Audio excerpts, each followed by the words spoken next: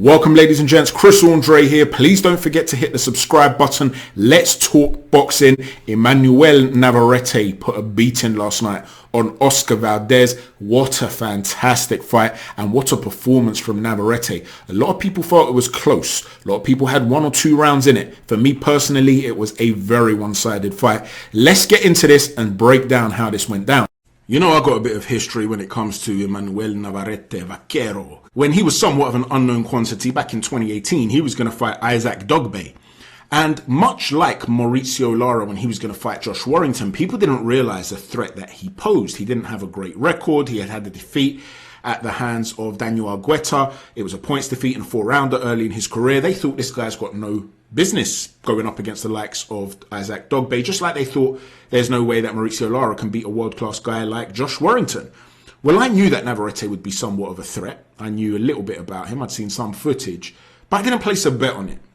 And then I started watching the fight, and it became clear to me very quickly in the fight that stylistically he was all wrong for Dogboe. So I thought, let me go on to Bet365. This guy's an unknown quantity outside of Mexico. You never know. I might get some underdog odds. I might get 3-1. Who knows? Let me check it out. I couldn't believe my eyes. 10-1. 10-1 on Navarrete to beat Dogboe. It's got to be an error. Bet365 have mispriced this, so I need to quickly put a bet down before they rectify the odds on their website and then tell me, sorry, you've now got to accept the revised odds. So everything I had in my account, I'd won a few bets over the course of that week or so on football and stuff like that. I put it on Navarrete, but the odds didn't change. And I thought to myself, you know what? This is too big of an opportunity. I've got to top up my account. I've got to put a significant amount on here. So I topped up the account and I went for it. To the point where I got so nervous after that. I'm thinking, oh my days, Chris Andre's going to end up homeless right now. But this is boxing. They could rob you. So let's see how this goes. Well, Navarrete put an absolute beating on Isaac Dogboe, and he delivered. And to be honest with you, I was right to be scared because the scorecards were way too close for comfort. Nonetheless, he delivered, and the face of Isaac Dogboe at the end of the fight was an absolute mess. It told a story. And I felt for Dogboe because he's a nice kid and a good fighter, and he showed a warrior spirit, but he took a shellacking. And for me, there were shades of that in the fight against OSCAR VALDEZ last night. Despite what the commentary team was saying, this was not a close fight. Navarrete put a beating on him. Look at the state of his face. It is an absolute mess. We're not talking about bruising and marking up, which can happen on a fighter's face when he's, you know, kind of pale and stuff like that. No. We're talking about significant facial damage. It was a consistent bludgeoning. And whilst I feel very sorry for these two fantastic warriors, the fact of the matter is we've got to start having a discussion about that pound-for-pound list.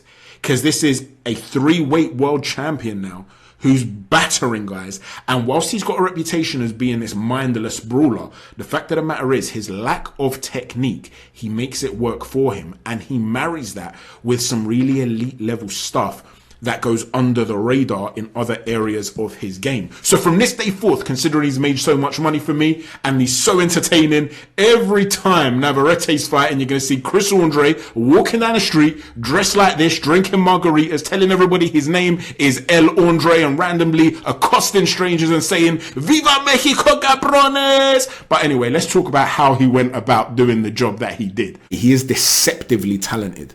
You see, a lot of people think this guy is just a brawler, and much of his work is very, very technically incorrect. Let's put it that way. But he makes it work for him because he's very intelligent, and there are certain things he does which are effortless and so good. His exit point, his ability to retreat with some agility to make him hard to hit is superb. It goes under the radar because he looks sloppy and unorthodox in so many other areas. But even where he looks unorthodox, he plays the probability game very, very well indeed. He spots openings and targets those, and he might throw a 5-punch combination with the aim of landing one shot. Because he's pinning you, he's landing on the arms and changing the angle on you, and he's landing heavily. And even if only one gets through, because you're under duress and that one has gotten through, it will show up on CompuBox as, oh, he's at 20% accuracy. But really, in terms of what he's trying to do, he's very accurate because he's creating openings and engaging you, stopping you from being able to escape, and he's very fluid with it. He's deceptive. He's smart. if that makes sense. He's throwing this leaping uppercut from range, but he's blinding the opponent with something else prior to throwing that. And that leaping uppercut from range, it's not just a random shot that he's throwing.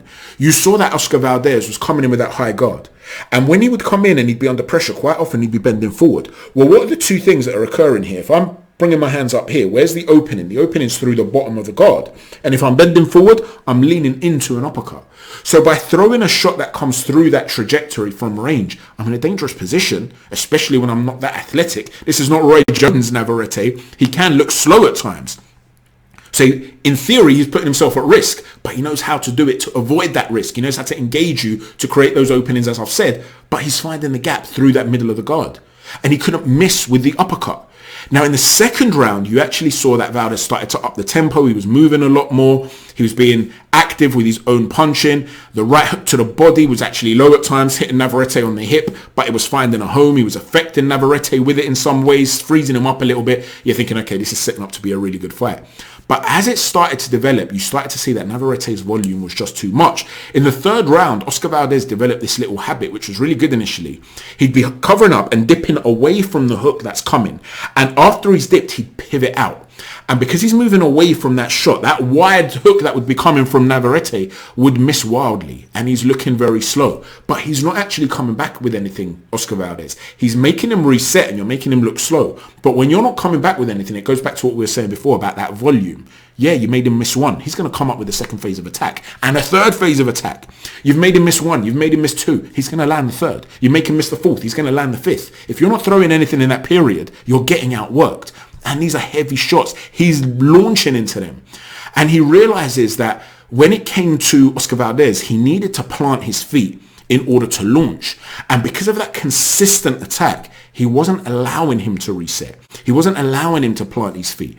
If you remember the fight against Berchelt, the knockout, on his exit, as he's moving backwards and Berchelt's coming in recklessly, he's able to have just enough time to set his feet to throw a big, powerful shot that he's walked him onto. He wasn't able to do that. He was being forced back too quickly and there were too many openings that Navarrete was finding, and the angle of his entry was very clever and the angle of his exit was very clever. So what you then started to see after he was getting completely opened up through that rabbit ear high guard and his tendency to bend forward, leaving him susceptible to that uppercut, as I was saying, you could see that Valdez was forced in a way to try and set up an individual shot.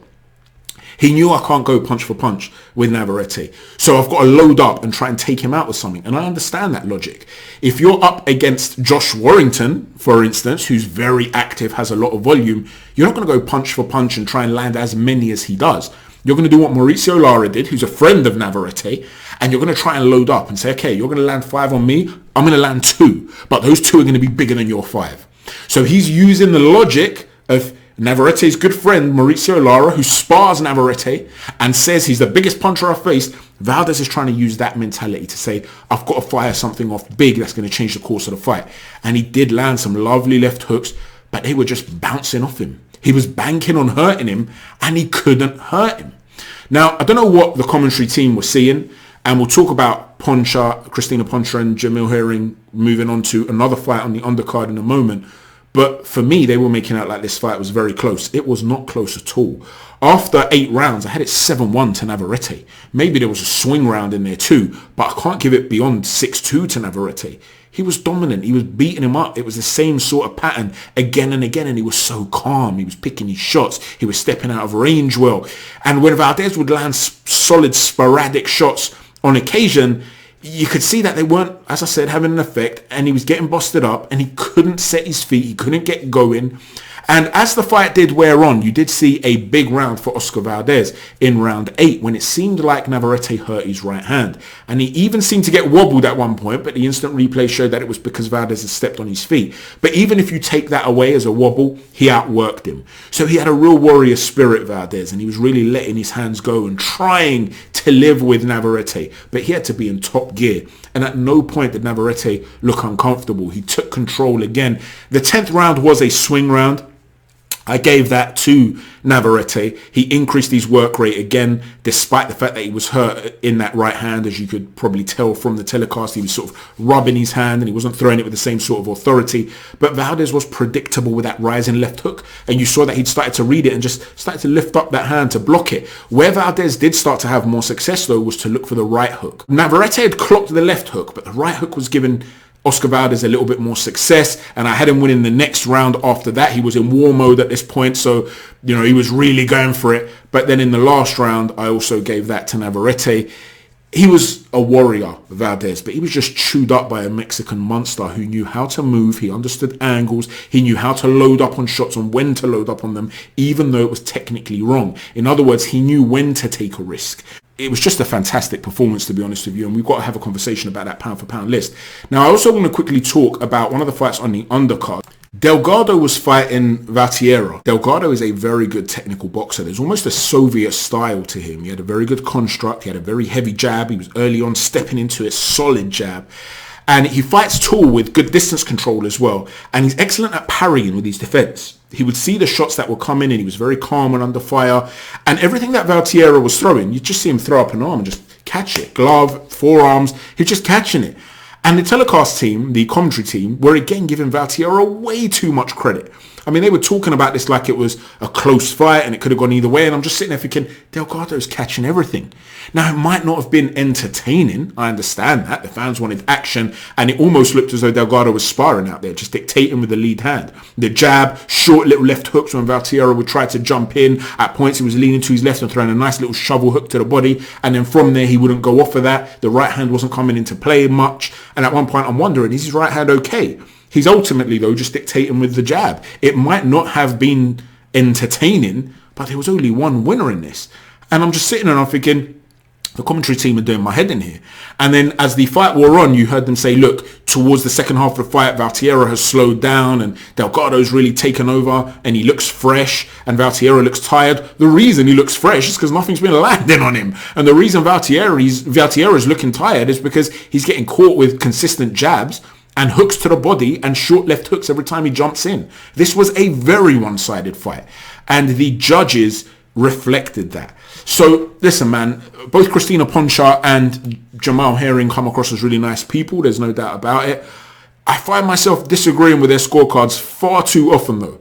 And that was the case last night too. Neither Delgado nor the Navarrete fight were close fights. Let me know what you think, ladies and gents. Let me know if you disagree with my take on any of those. Finally, let me just touch quickly upon Richard Torrez Jr. He blew out his journeyman opponent inside a round. And a lot of people have been talking about, he's blown away another Uber driver and stuff like that. The fact of the matter is, it's his 6th pro fight. Go and look at all the top heavyweights in the world today and you'll see that these guys were fighting similar sort of opposition at that stage. Give him a chance, right? He's a decorated amateur Olympic silver medalist and people are saying that he's just too small. Maybe he could be a success at bridgerweight if that division ever takes off, or maybe if he can possibly get himself down to cruiserweight, that's where he needs to focus.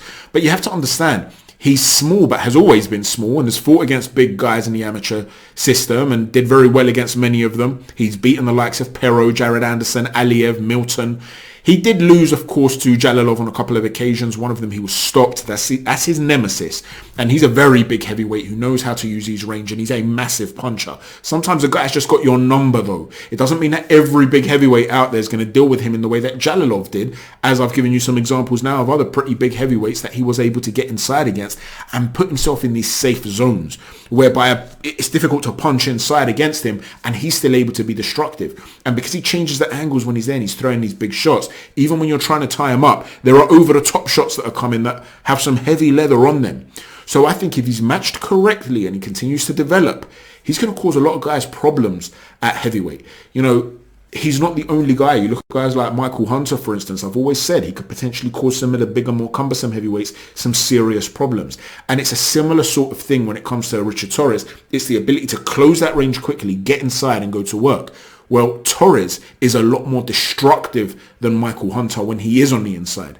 So keep an eye out for this guy. I think he's going to be dangerous. I am going to do a prospect watch video on him. Let me know what you think about Richard Torrez and how he's developing. Where do you want to see Navarrete go from here? A lot of people are bemoaning their luck and saying, oh man, I wish we had seen that Shakur Stevenson fight now. You've got the technical orthodoxy of Shakur and that fantastic defense versus the chaotic mayhem, which has a genius behind it. There's a method to the madness of Navarrete. How would that fight have gone? Oshaki Foster, who was online sort of saying these guys are both food for him. He would love the fight with Navarrete. Many people are saying, no man, Navarrete is going to take over at 130.